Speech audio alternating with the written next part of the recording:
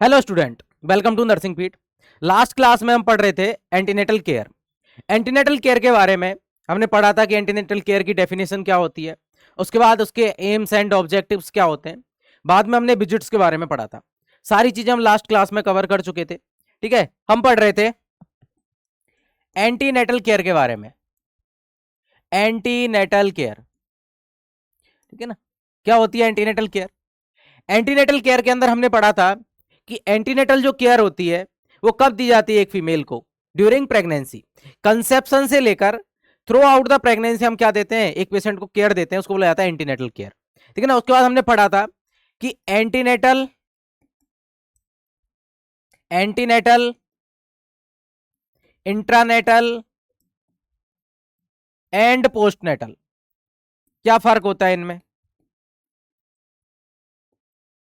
Antenatal जो होती है वो कंसेप्शन से लेकर थ्रू आउट द प्रेगनेंसी, उसको क्या बोलते हैं, उस पीरियड को एंटीनेटल पीरियड बोला जाता है।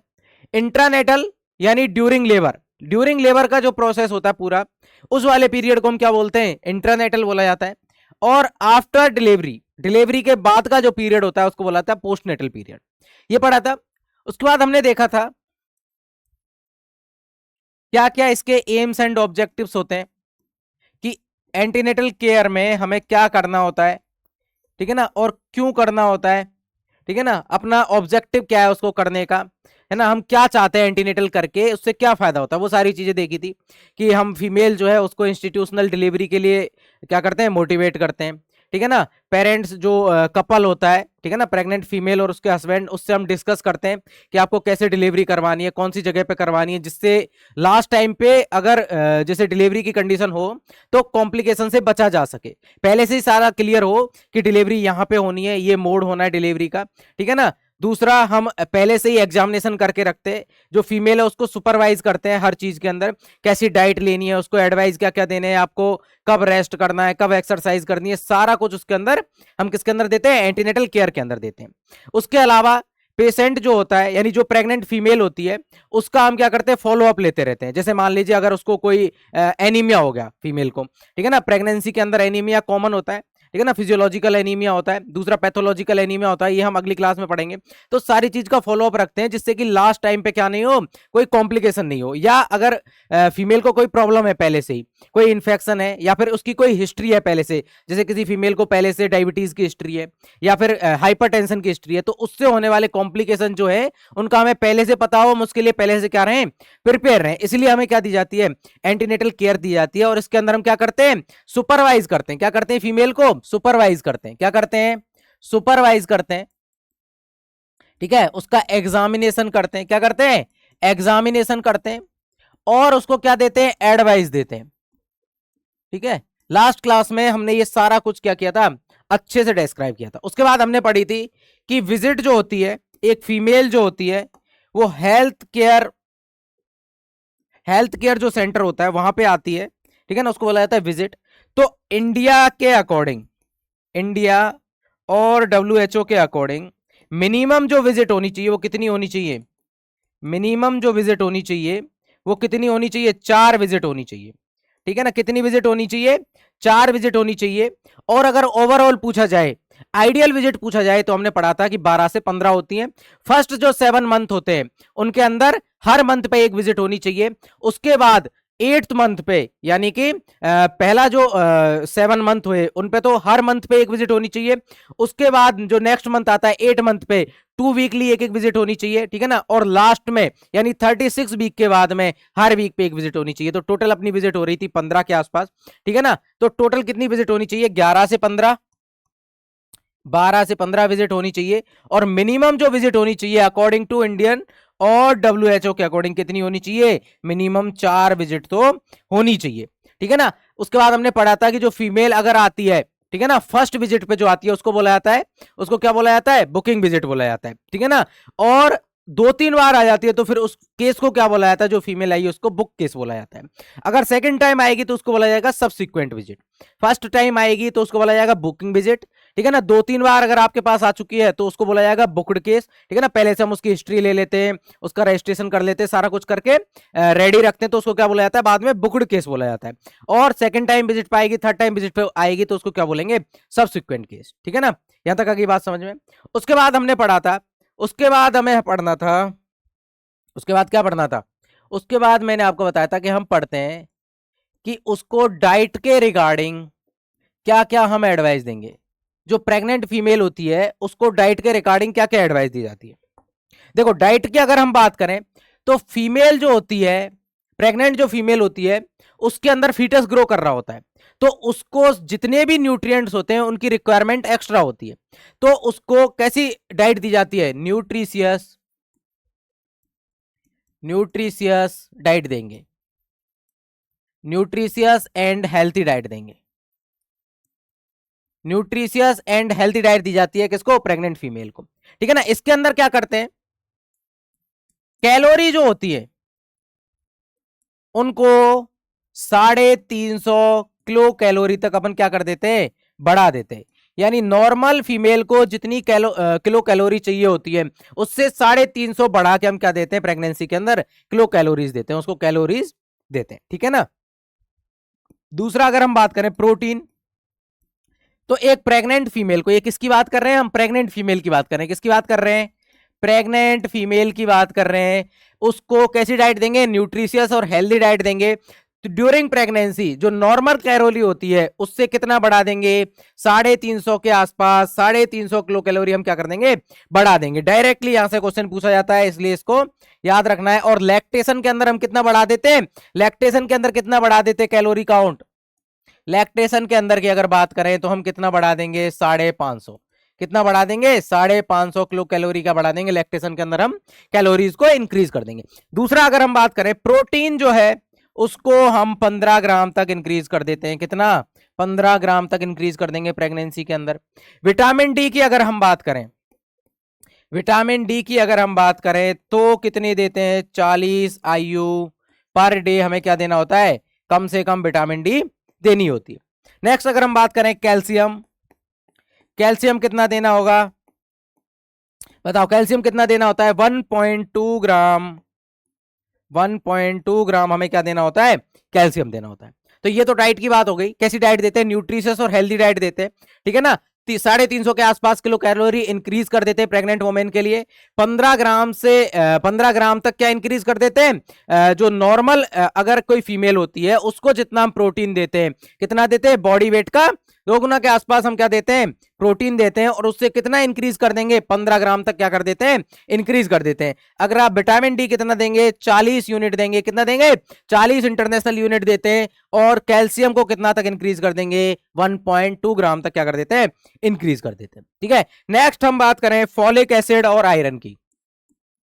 देखो फॉलिक एसिड की कमी अगर प्रेग्नेंट फीमेल को फर्स्ट ट्राइमेस्टर के अंदर होती है तो हम सबको पता है कि उससे क्या होने के चांस होते हैं, न्यूरल ट्यूब डिफेक्ट होने के चांस होते हैं। इसलिए फॉलिक एसिड जो होता है उसको हमें क्या देना होता है प्रेगनेंसी के अंदर, बिफोर बिफोर प्लानिंग, या फिर बोल सकते हैं हम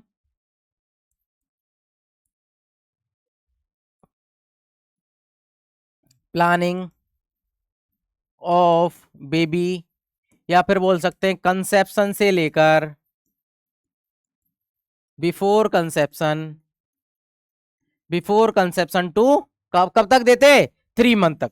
यानी फर्स्ट ट्राइमेस्टर के अंदर फॉलिक एसिड दिया जाता है। अगर फॉलिक एसिड की कमी हो जाए फर्स्ट ट्राइमेस्टर के अंदर, क्योंकि फर्स्ट ट्राइमेस्टर के अंदर जो बेबी है वो ग्रो कर रहा होता है, उसके सारे ऑर्गन्स जो होते हैं वो बन रहे होते हैं, इंपॉर्टेंट ऑर्गन जितने भी है सारे बन रहे होते हैं। अगर उस टाइम पे बेबी के अंदर फॉलिक एसिड की कमी होगी, किसकी कमी होगी, फॉलिक एसिड की कमी होगी, तो क्या होने के चांस होंगे, न्यूरल ट्यूब डिफेक्ट होने के चांस होंगे। इसलिए कंसेप्शन से लेकर फर्स्ट ट्राइमेस्टर के अंदर क्या दिया जाता है, फॉलिक एसिड दिया जाता है। और कितना देते हैं, कम से कम 400 माइक्रोग्राम पर डे, ठीक है ना। इतना क्या देते हैं अपन, फॉलिक एसिड देते हैं। अगली अगर बात करें आयरन की, किसकी बात करें, आयरन की, तो आयरन जो होता है वो कब से देना स्टार्ट करते हैं बताओ? 4 मंथ से देना स्टार्ट करेंगे। और कब तक देंगे? Through out the pregnancy. Through out the pregnancy, पूरी प्रेगनेंसी के अंदर 4 मंथ से लेकर पूरी प्रेगनेंसी के अंदर हम क्या देते हैं पेशेंट को? जो प्रेग्नेंट वुमेन होती है उसको क्या देते हैं? आयरन देते हैं। ठीक है ना? कितना आयरन देते हैं? 40 से 60 mg पर डे। कितना आयरन देंगे? 40 से 60 mg पर डे क्या देते हैं? आयरन देते हैं। और थ्रू आउट द प्रेगनेंसी कितने आयरन की जरूरत होती है बताओ? थ्रू आउट द प्रेगनेंसी एक प्रेग्नेंट फीमेल को कितने आयरन की जरूरत होती है? टोटल जो नीड होती है वो होती है 1000 mg। कितनी नीड होती है? 1000 mg। किसकी नीड होती है? आयरन की नीड होती है। किसकी नीड होती है? आयरन की नीड होती है। कब? प्रेगनेंसी के अंदर। ठीक है, बाकी हम जब आगे एनीमिया के बारे में पढ़ेंगे तो सारा कुछ बताएंगे कितनी नीड होती है, क्या होती है। ठीक है ना? अभी बस इतना जान लो कि आयरन जो देना स्टार्ट करते हैं हम कब देना स्टार्ट करते हैं? आयरन कब देना स्टार्ट करते हैं? 4 मंथ से देना स्टार्ट करते हैं। थ्रू आउट द प्रेगनेंसी देते हैं। और प्रेगनेंसी के बाद यानी डिलीवरी होने के बाद भी 180 डेज तक हम क्या देते हैं पेशेंट को? क्या देते हैं? आयरन देते हैं। क्या देते हैं? आयरन देते हैं। क्योंकि क्यों? जो आयरन पहले से प्रेग्नेंट फीमेल के अंदर था वो तो यूज हो जाएगा, जो स्टोर आयरन था सारा यूज हो जाएगा। अब वापस से उसको स्टोर करना है, इसलिए हम क्या करते हैं उसके बाद भी 180 डेज तक क्या देते रहते हैं? आयरन देते रहते हैं। कितना देते हैं? डेली 40 से 60 mg पर डे आयरन देते हैं। अब आपको ये पता होना चाहिए कि डेली जो आयरन एब्जॉर्प्शन होता है वो कहां होता है? आयरन एब्जॉर्प्शन कहां होता है? ड्यूडेनम में होता है। और जो हम आयरन लेते हैं उसका सिर्फ 10% आयरन क्या होता है? एब्जॉर्ब होता है। ठीक है ना? तो हम 40 से 60 mg अगर आयरन देंगे तो कितना एब्जॉर्ब होगा? 4 से 6 mg per day iron absorb होगा। और थ्रू आउट द प्रेगनेंसी की बात करें 280 डेज की प्रेगनेंसी होती है तो उसके अंदर टोटल नीड कितनी हुई? 1000 mg के आसपास। कितनी हुई? 1000 mg के आसपास। इसलिए कैलकुलेट करते हैं कि डेली हम कितना आयरन देंगे? 40 से 60 mg पर डे आयरन देंगे। ठीक है, यहां तक आगे बात समझ में? नेक्स्ट देखते हैं। नेक्स्ट हम देखते हैं कि ये जो प्रेग्नेंट फीमेल है, ये जो प्रेग्नेंट फीमेल है हम इसको, ये जो प्रेग्नेंट फीमेल है इसको क्या क्या एडवाइस देंगे ड्यूरिंग प्रेगनेंसी? ड्यूरिंग प्रेगनेंसी क्या क्या एडवाइस दी जाती है? जब वो विजिट पे आएगी तो हम उसको क्या क्या एडवाइस देंगे? उसको क्या क्या चीजें बताएंगे कि ये नॉर्मल है, ये नहीं है। ठीक है ना? सबसे पहले उसको हम बोलेंगे बेड रेस्ट के लिए, रेस्ट के लिए बोलेंगे। देखो ड्यूरिंग प्रेगनेंसी फीमेल को क्या करना होता है? फर्स्ट एंड थर्ड ट्राइमेस्टर में रेस्ट की नीड होती है। ठीक है ना? अगर हम WHO की माने तो कम से कम 10 घंटे की किसकी जरूरत होती है? स्लीप की जरूरत होती है। ठीक है ना? फर्स्ट एंड थर्ड ट्राइमेस्टर में कम से कम 10 घंटे किसकी नींद जरूरत होती है? नींद की जरूरत होती है। उसके अलावा एक फीमेल को कंप्लीटली बेड रेस्ट नहीं दिया जाता। क्यों? क्योंकि अगर वो अपना डेली रूटीन करती रहेगी तो सर्कुलेशन अच्छा रहेगा। ठीक है ना? बाकी कॉम्प्लिकेशन से भी बचा जा सकता है। अगर फीमेल हेल्दी है, उसको कोई डिजीज नहीं है, तो वो अपना क्या कर सकती है? डेली रूटीन वर्क कर सकती है। डेली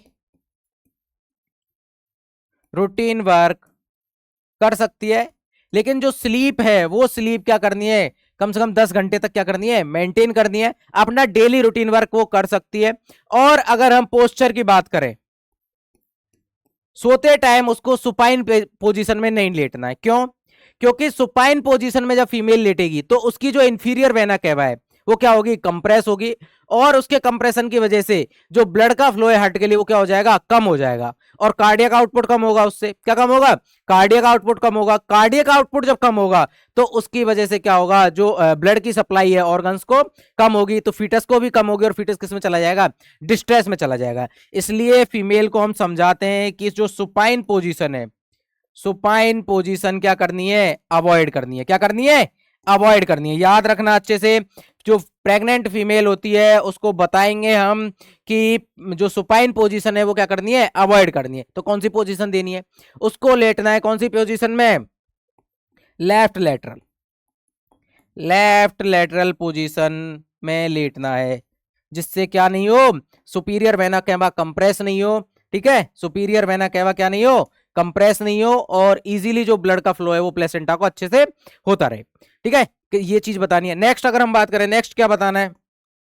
नेक्स्ट जो प्रेग्नेंट फीमेल आपके पास आई है उसको बताना है बोवेल के बारे में। देखो मैंने आपको बताया था लास्ट क्लास में जब फिजियोलॉजिकल चेंजेस के बारे में पढ़ रहे थे कि प्रोजेस्टेरोन की वजह से, दूसरा जो ग्रेविड यूट्रस होता है, यूट्रस का साइज बढ़ता है, उसकी वजह से क्या देखने को मिलता है? फीमेल के अंदर कॉन्स्टिपेशन देखने को मिलता है। तो ये कॉन्स्टिपेशन जो है ये कैसी बात है, प्रेगनेंसी के अंदर नॉर्मल बात है।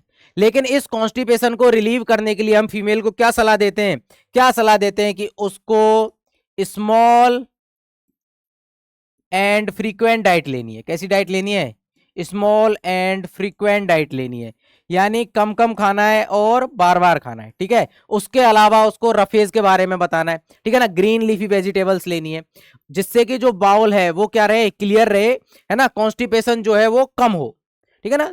इस चीज के बारे में बताना है। दूसरा हम बात करें हाइजीन के बारे में, फीमेल को क्या मेंटेन करनी है through out the pregnancy, hygiene maintain करनी है। डेली क्या करना है, बात करना है, डेली नहाना है, ठीक है ना, क्या करना है, बात करना है।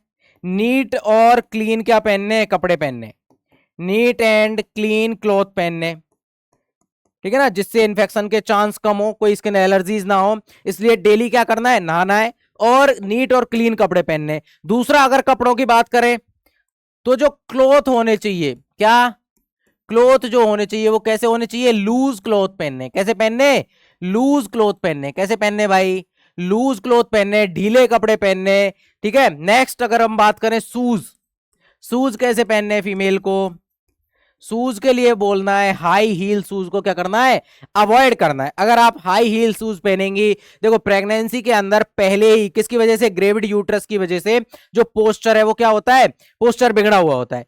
अब ऐसी कंडीशन में अगर फीमेल हाई हील्स वाले शूज पहनती है, कैसे, हाई हील्स, हाई हील्स क्या करनी है, अवॉइड करनी है। अगर हाई हील्स वाले शूज पहनती है तो चांस होते हैं उसको झटका लग सकता है, ठीक है ना। क्या हो सकता है, झटका लग सकता है, और फीमेल को क्या हो सकती है, इंजरी हो सकती है। फर्दर क्या हो सकता है, पोस्चर जो गड़बड़ पहले से ही है उससे और उसको पेन देखने को मिल सकता है। इसलिए उसको बोलते हैं कि हाई हील्स वाले शूज को क्या करना है, अवॉइड करना है। अगली बात करें बेल्ट की,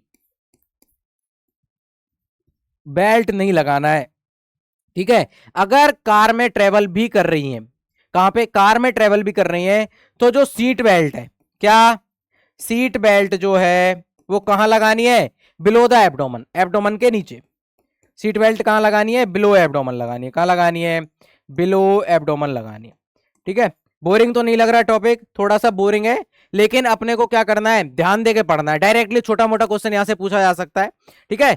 अगर हम फर्स्ट हमने पढ़ा था डाइट के बारे में कि डाइट कैसे कैसे देनी है, उसके बाद हम पढ़ रहे हैं कि जो फीमेल आपके पास आई है एंटीनेटल विजिट पे, फर्स्ट विजिट पे आई है, उसको आपको क्या क्या सलाह देनी है कि भाई कितने घंटे की आपको स्लीप लेनी है, ठीक है ना, ज्यादा हैवी वेट नहीं उठाना है ना, सुपाइन पोजीशन में नहीं लेटना है, ठीक है, राइट लेटरल पोजीशन में नहीं लेटना है, लेफ्ट लेटरल जो पोजीशन है उसके अंदर लेटना है, ठीक है। उसके अलावा हमें उसको हाइजीन का मतलब समझाना है कि बॉडी को हाइजीन रखना है, डेली क्या करना है, नहाना है, और जो टाइट फिटिंग क्लॉथ्स हैं वो नहीं पहनने, ढीले ढाले कपड़े पहनने, ठीक है। उसके अलावा बेल्ट जो है उसको नहीं बांधना है, अगर बेल्ट बांधनी भी है तो कहाँ बांधनी है, एब्डोमन से नीचे। सीट बेल्ट जो बांधनी है कहाँ बांधनी है, एब्डोमन से नीचे बांधनी है, ठीक है। हाई हील्स वाले शूज नहीं पहन रहे हैं क्योंकि उससे चांस क्या हो सकते हैं, जर्क या इंजरी के चांस हो सकते हैं, आपको झटका लग सकता है, जिससे पहले से ही आपका क्या है, पोस्चर जो है वो बिगड़ा हुआ रहता है ड्यू टू प्रेगनेंसी।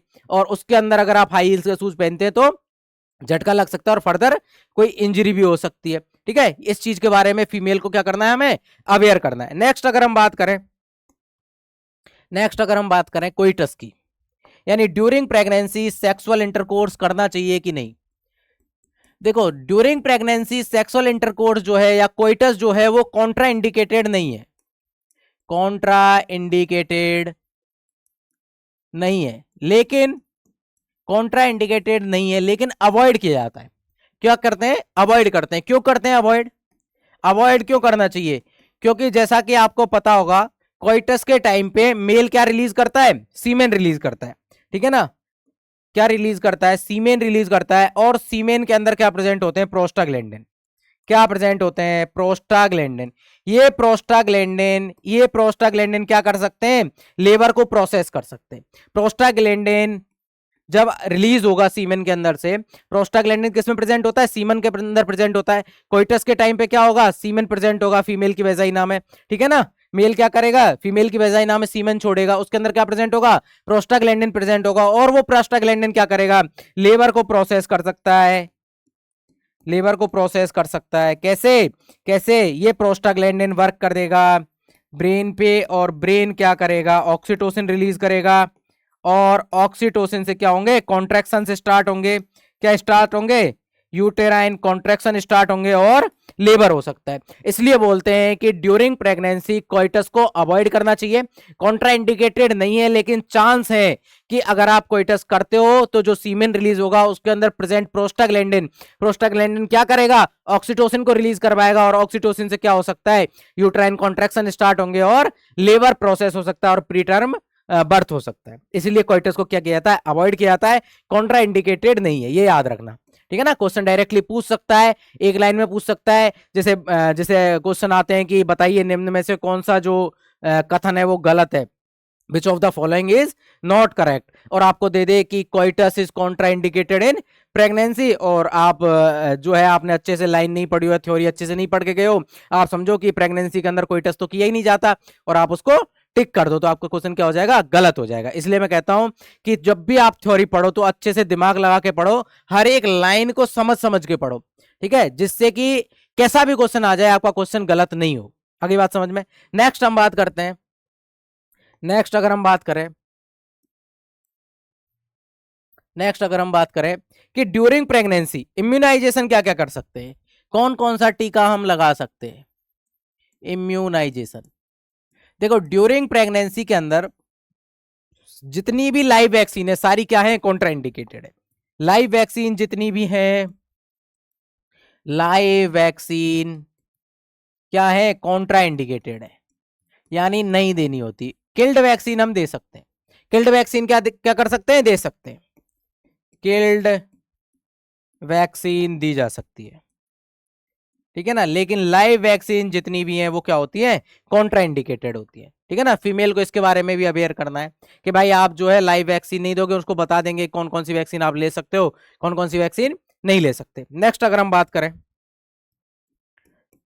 नेक्स्ट हम बात करें कि इसके अंदर बस इतना ठीक है ना, क्या क्या पढ़ा इसके अंदर हमने, डाइट पढ़ी, डाइट के बारे में पढ़ा कि जो फीमेल होती है उसको कितनी कैलोरीज की एक्स्ट्रा नीड होती है, 350 कैलोरीज की। प्रोटीन की हमने बात करी कि 15 ग्राम प्रोटीन एक्स्ट्रा चाहिए होता है।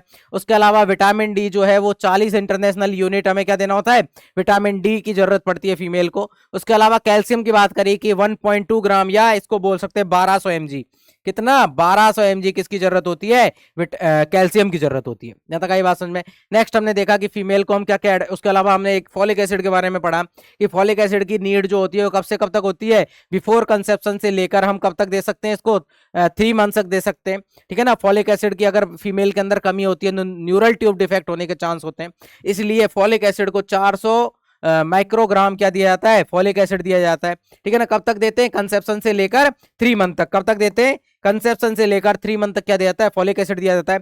उसके बाद 4 मंथ से हम आयरन स्टार्ट कर देते हैं, 40 से 60 mg पर डे क्या दिया जाता है, आयरन दिया जाता है, ठीक है ना। उसके बाद हमने देखा, उसके बाद हमने देखा था कि एक जो फीमेल है उसको हम क्या क्या एडवाइस देंगे। सबसे पहले उसको रेस्ट के बारे में बताएंगे कि आपको रेस्ट करना है, हैवी वेट नहीं उठाना है, ठीक है ना। 8-10 घंटे की डेली क्या लेनी है, स्लीप लेनी है, ठीक है। लेकिन डेली रूटीन वर्क करने ऐसे भी नहीं है कि आपने बोल दिया स्लीप के लिए तो पूरे दिन सोते ही रहे, कुछ काम ही ना करे, ठीक है ना। डेली जो एक्टिविटी है उनको अच्छे से परफॉर्म करना है। उसके अलावा उसको पोजीशन के बारे में बताना है कि आपको कैसी पोजीशन लेनी है, कैसे सोना है, ठीक है ना। सुपाइन पोजीशन में नहीं सोना है, सुपाइन पोजीशन में अगर सोती है तो इंफीरियर वेना कैवा कंप्रेस होगी और फीटल डिस्ट्रेस में जाएगा, ठीक है। और दूसरा उसको बताना है कि भाई अगर सुपाइन पोजीशन में नहीं सोना है तो कैसी पोजीशन में सोना है, लेफ्ट लेटरल पोजीशन में, यानी करवट लेके सोना है। कौन सी, लेफ्ट करवट लेके सोना है, राइट में लेके नहीं सोना है, क्योंकि इंफीरियर वेना कैवा कहां प्रेजेंट होती है, राइट साइड से जाती है, ठीक है। और वो क्या होगी, कंप्रेस होगी, इसीलिए उसको इसके बारे में भी बताना है। नेक्स्ट अगर हम बात करें, नेक्स्ट हमने पढ़ा कि वोवेल के बारे में बताना है कि भाई कॉन्स्टिपेशन जो है प्रेगनेंसी के अंदर नॉर्मल है, क्यों, मैंने आपको बताया था कि प्रोजेस्टेरोन की वजह से जो वोवल मूवमेंट क्या होते हैं, कम हो जाते हैं, पेरिस्टाल्टिक मूवमेंट क्या हो जाते हैं, कम हो जाते हैं। दूसरा ग्रेविड यूट्रस की जो है साइज बढ़ती है, जिससे कॉलोन और जो स्टोमक होते हैं वो क्या होते हैं, कंप्रेस होते हैं, और उसकी वजह से वोवल मूवमेंट कम होती है। तो ऐसे में क्या करना है, स्मॉल और फ्रीक्वेंट डाइट लेनी है, ठीक है ना। और दूसरा ग्रीन लीफी वेजिटेबल्स लेनी है। अगर फिर भी कॉन्स्टिपेशन रिलीव नहीं होता है तो आपको क्या करना है, रफेज लेने हैं, ठीक है। उसके बाद हमने हाइजीन के बारे में बताया था कि फीमेल जो है उसको हाइजीन के बारे में बताना है। किसके बारे में बताना है? हाइजीन के बारे में बताना है कि आपको बॉडी हाइजीन मेंटेन करनी है, ठीक है। डेली बात करना है, लूज कपड़े पहनने, कैसे पहनने? लूज कपड़े पहनने। कैसे कपड़े पहनने? लूज क्लॉथ्स पहनने। शूज जो है हाई हील्स वाले नहीं पहनते, अगर हाई हील्स वाले शूज पहनते हैं तो झटका लगने के चांस है, तो शूज भी कैसे पहनने? हाई हील्स वाले नहीं पहनने। बेल्ट नहीं लगानी है, अगर सीट बेल्ट लगानी भी है तो कहां लगानी है? एब्डोमेन के नीचे लगानी है। उसके बाद हमने देखा कि कोइटस जो है वो कॉन्ट्राइंडिकेटेड नहीं होता, लेकिन अवॉइड किया जाता है, क्योंकि मेल के सीमेन में प्रेजेंट प्रोस्टाग्लैंडिन क्या कर सकता है? लेबर को प्रोसेस कर सकता है, इसलिए कोइटस को क्या बोला जाता है? कॉन्ट्राइंडिकेटेड बोला जाता है, लेकिन सॉरी कॉन्ट्राइंडिकेटेड नहीं बोला जाता, बल्कि क्या किया जाता है? अवॉइड करना चाहिए प्रेगनेंसी के अंदर।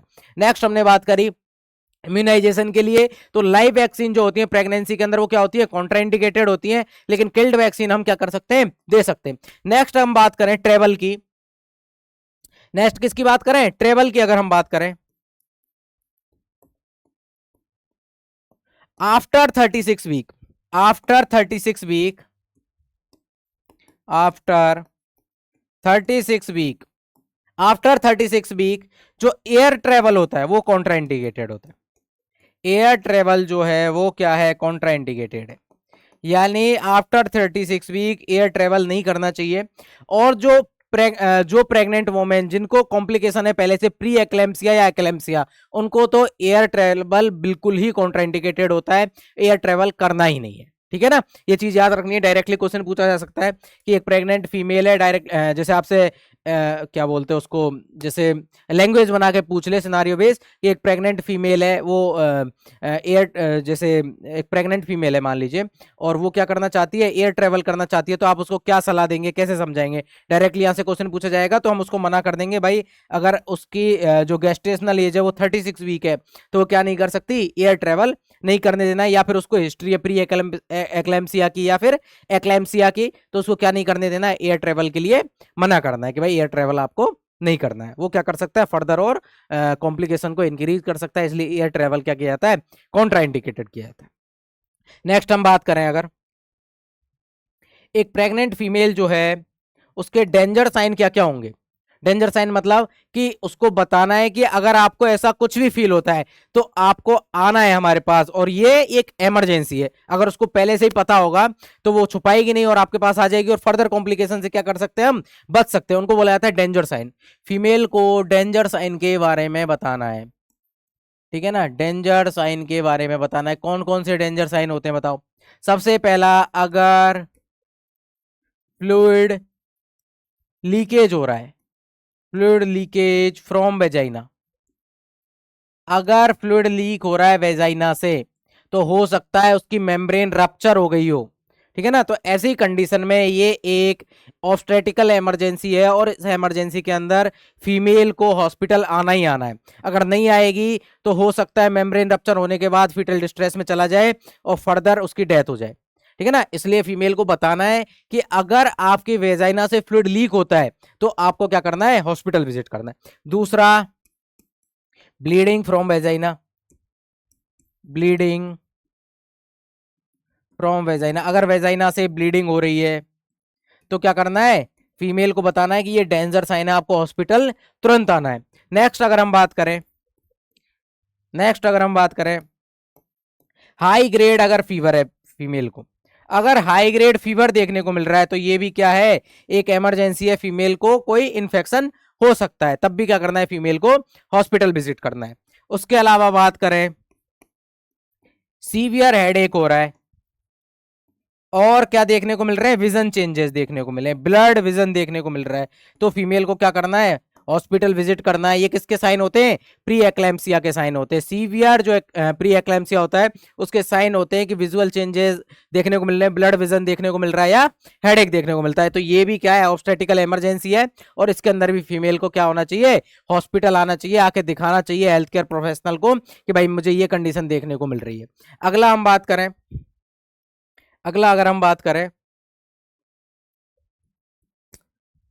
कौन कौन से देखे हमने? फ्लूइड अगर लीकेज हो रहा है, ब्लीडिंग अगर हो रही है, हाई ग्रेड फीवर देखने को मिल रहा है, हेडेक या विजन चेंजेस देखने को मिल रहे हैं। तो ये कुछ डेंजर साइन होते हैं जो एक फीमेल जो है उसको हमें बताने होता है, प्रेग्नेंट फीमेल को, कि अगर आपको ऐसी कंडीशन देखने को मिल रही है तो आपको कहाँ आना है, हॉस्पिटल आना है। ठीक है, इससे पहले हमने क्या क्या पढ़ा था, इससे पहले हमने पढ़ा था डाइट के बारे में, कि फीमेल को डाइट के बारे में पढ़ाना है।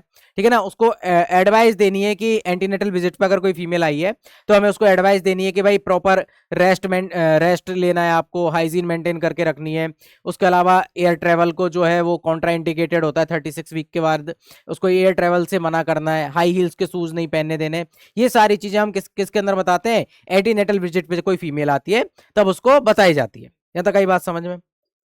और आगे, तो ये हमने पढ़ा एंटीनेटल केयर के बारे में। एंटीनेटल केयर के अंदर अभी हम इतना ही पढ़ेंगे। ठीक है, बाकी जो है हम अपना जो क्लासेस है वो कंटिन्यू रखेंगे।